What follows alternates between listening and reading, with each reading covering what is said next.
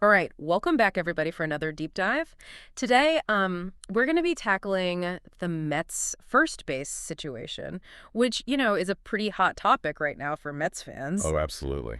And, you sent over some really great articles that I think, really dig into this. So the Mets are in kind of a weird spot, right? They offered Pete Alonso a 3-year, $90 million contract. Yeah. But he hasn't signed yet, right? He seems to be holding out for a little bit more. And of course, you've got the Angels kind of lurking out there, maybe trying to snag him. Yeah, that's right. They're definitely a factor in all of this. Makes it a lot more complicated for the Mets. Right, exactly. So his decision is going to have some pretty massive implications for the Mets, not only for, how much money they have to spend, but also their strategy going forward. Yeah, their whole approach to the season really hinges on this. So let's say, for the sake of argument, that Alonso walks. Okay. What then? You sent some interesting stuff over about some alternative first basemen. What if the Mets just did nothing? Like stuck with their current roster and just moved Mark Vientos over to first base? It's an option, but it's definitely a bit of a risk. I mean, think about it. They just got Juan Soto, right? Right. So expectations are they're through the roof. Yeah. And fans, they might not be too happy if the Mets don't, make a big move to fill that first base spot. Especially if it means relying on some of these younger guys like Brett Beatty at third. Yeah. So what are the other options? You mentioned one big name, Alex Bregman. Now, Bregman, he's a two-time World Series champ. I mean, come on, the guy's a winner. And, he's a potential Gold Glove winner at third base. And he's just a consistent hitter. He's always a threat at the plate. Like last season, his WRC plus was 118. Okay, wait, hold on a sec. WRC plus deck. You're going to have to break that one down for me. Right. Sorry. WRC plus stands for weighted runs created plus. Basically, it measures a hitter's overall offensive value, Okay. taking into account all these factors like park effects and league averages and all that. Think of it like a GPA for a baseball player. Oh. The higher the WRC plus goal, the better they are at creating runs. Got it. So 118, that's pretty good, right? Yeah, that's excellent. Really above average. And you mentioned his Gold Glove potential. So if he's at third, that frees up first base for Vientos, right? Exactly. You get a defensive upgrade at both positions. Mm-hmm. Plus, Bregman, he's known for his low strikeout rate, only 13.6% over his entire career.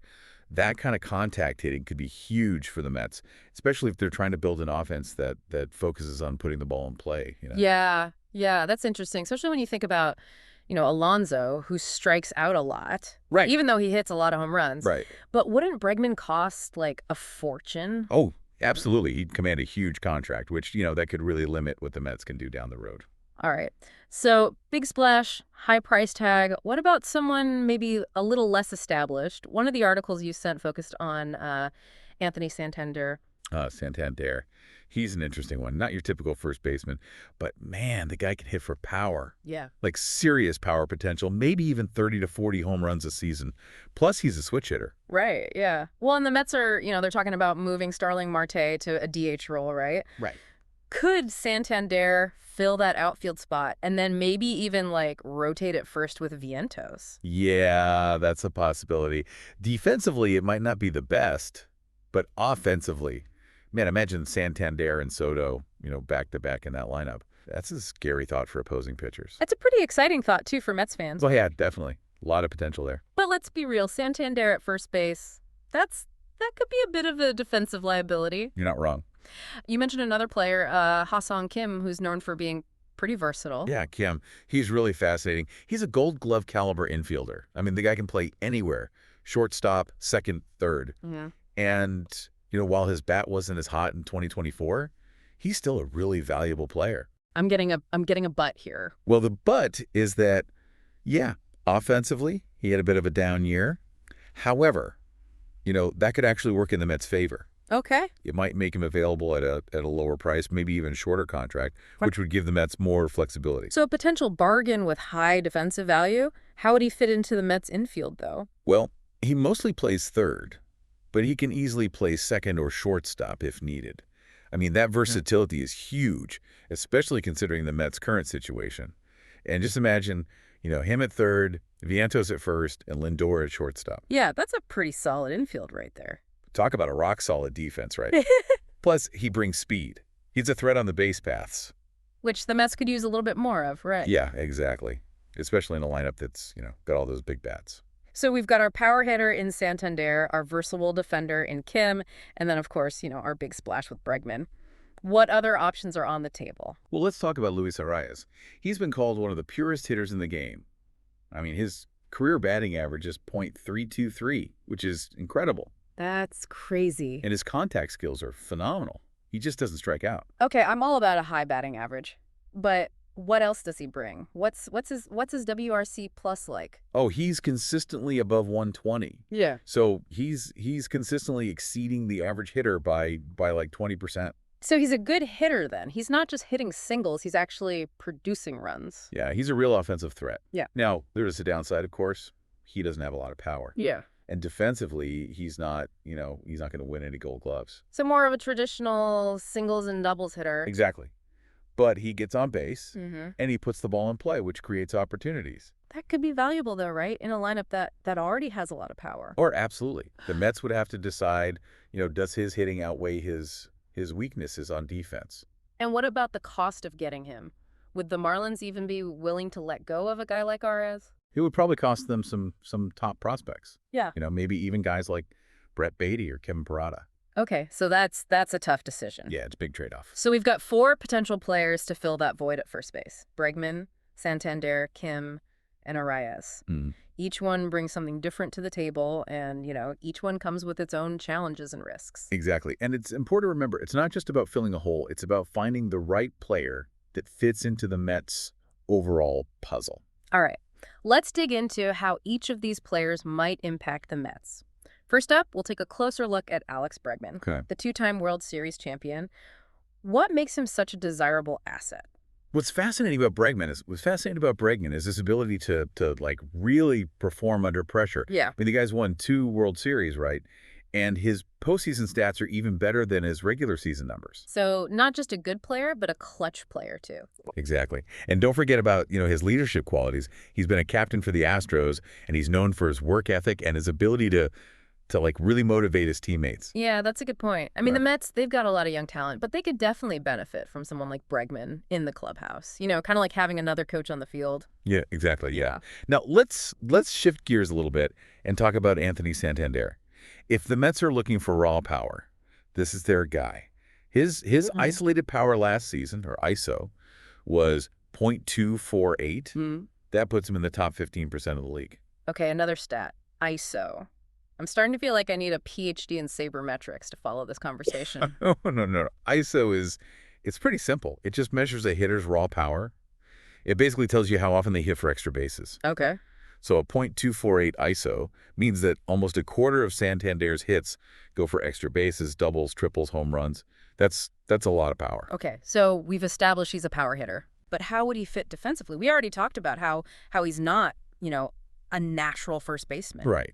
The Mets would have to get a little creative. You could DH some games, maybe play a bit of outfield, or even split time at first with Vientos. But wouldn't bouncing around like that affect his performance? It's definitely a concern. Players tend to do better when they have a defined role. That's stability. Makes sense.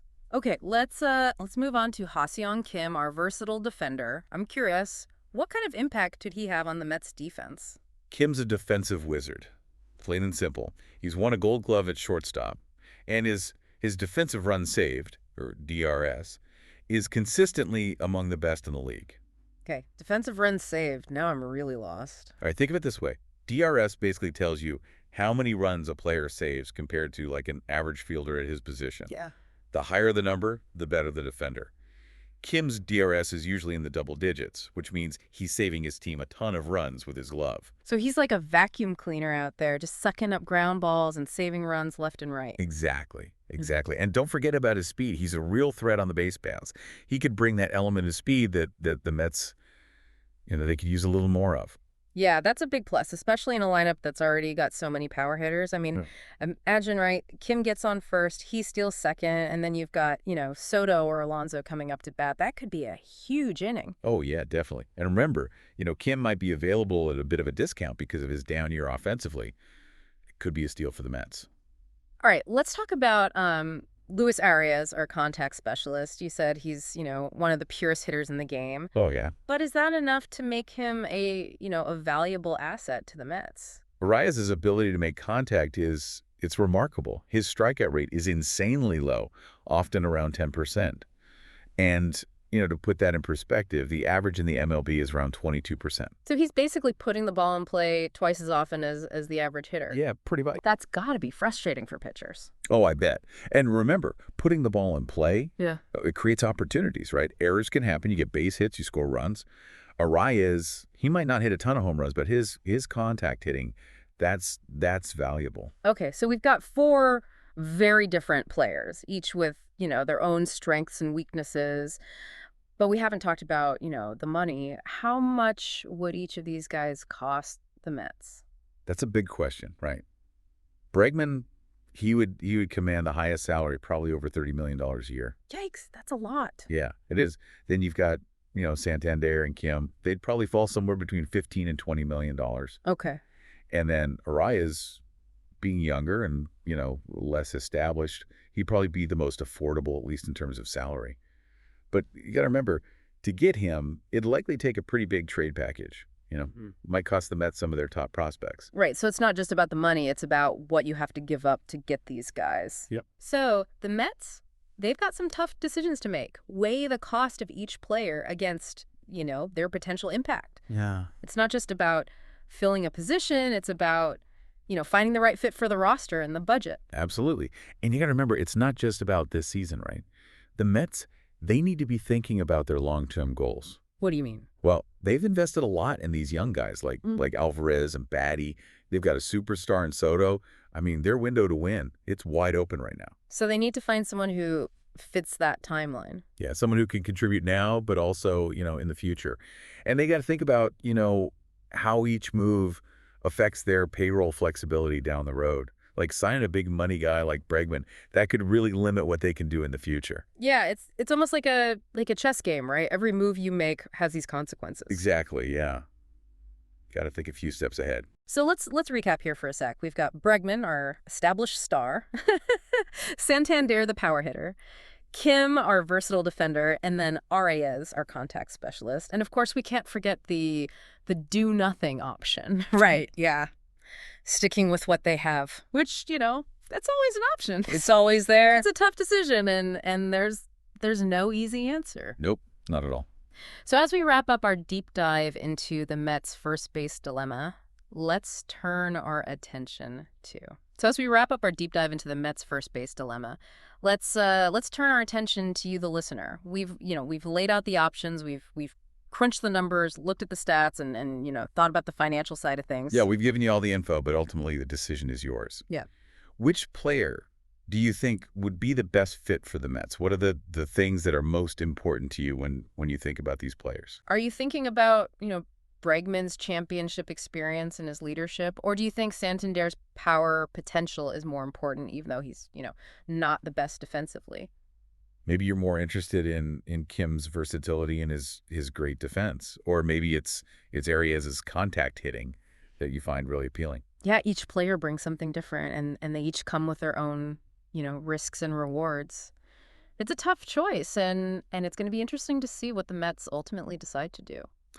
Before we wrap up, I want to leave you with one last thought. Yeah. We've talked a lot about, stats and contracts and performance on the field, but there's another really important factor to consider. Chemistry. How would each of these players fit into the Mets clubhouse? Would they get along with the other players and the coaches? Yeah, that's a great point. Team chemistry can really make or break a season. A player could have all the talent in the world, but if he doesn't fit in with the team, it's not going to work. Exactly. So as you think about this first base situation for the Mets, think about the human element. Think about how each player's personality and their leadership style might affect the team as a whole. It's about finding the right piece that fits the puzzle, on the field and in the clubhouse. We've given you the information and the questions to consider, so now it's your turn to decide. Yeah. Who do you think the Mets should go after? What would you prioritize if you were the general manager? Let us know in the comments, and we'll be back soon with another deep dive into the world of baseball. Thanks for listening.